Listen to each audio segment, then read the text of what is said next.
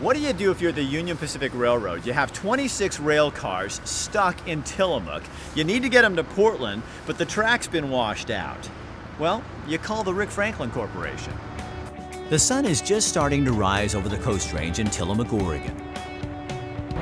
It can be challenging because every car is different. The crew from the Rick Franklin Corporation is ready to dismantle and move 2 more rail cars today. It's a long process that begins here in Tillamook and will end on the other side of the mountains. I've been doing this kind of stuff for 40 years and I just get excited about it. I like it. In 2007, a storm hit the Pacific Northwest, wiping out this huge section of rail line that connected the coast to the Willamette Valley. And there's about 11-mile segment that's now separates the main line on the east side from the Port of Tillamook Bay on the west side. And so they've been virtually landlocked since that storm in 2007. The rail line is not going to be fixed. 26 rail cars are just stuck in Tillamook.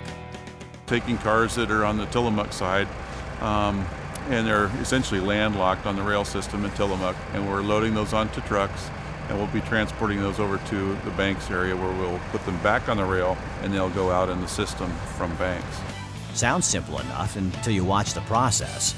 You don't realize how much it really actually goes into it with the planning. You got the trucking, you got the equipment, you got manpower, you know, and you're dealing with the locals here, you know, the trucking outfit in here and everything, and then getting permits to go over the highway and all this. There's a lot of planning goes into this little process. The crew at the Rick Franklin Corporation make it look easy. What we're going to do, put the car in position, and we're going to disconnect the brakes. It takes the right know-how and equipment to make all this happen. Then we're going to put 2 pieces of equipment on it. We'll put an excavator on this end and a rubber tire loader with cables on the other end. Those rail cars are expensive. Crews pay close attention to safety and protecting those cars from any damage. We're going to basically lift the car up in the air, and then we're going to back off into the road, set it down on blocks. Okay, and then we're going to put a rolling strap on it, and we're going to very gingerly roll it over on its side. Don't want to damage anything.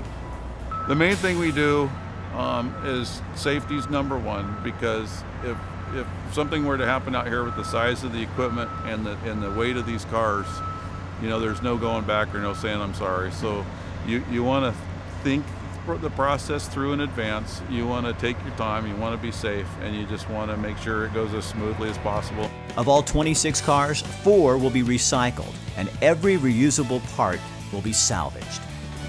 Actually, no part of that car will end up going into the ground as waste.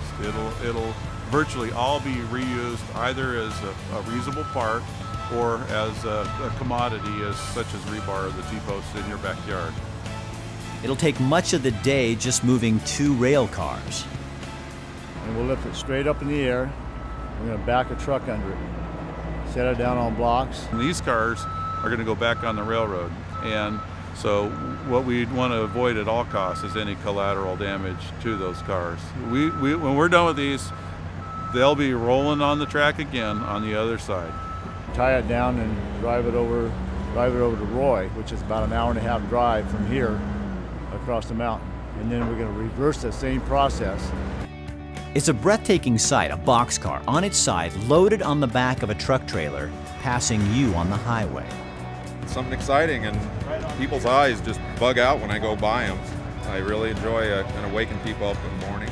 On the other side of the mountain, in a small town just outside of Portland, the process is reversed.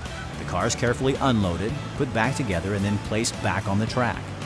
It's a seamless process for a group of professionals who understand the importance of what they're doing out here. The job is far from over, though. They load up, head back to Tillamook for another day. Tomorrow, start up, same day, just like this morning. Breakfast, meeting, work. Come out here and do it again.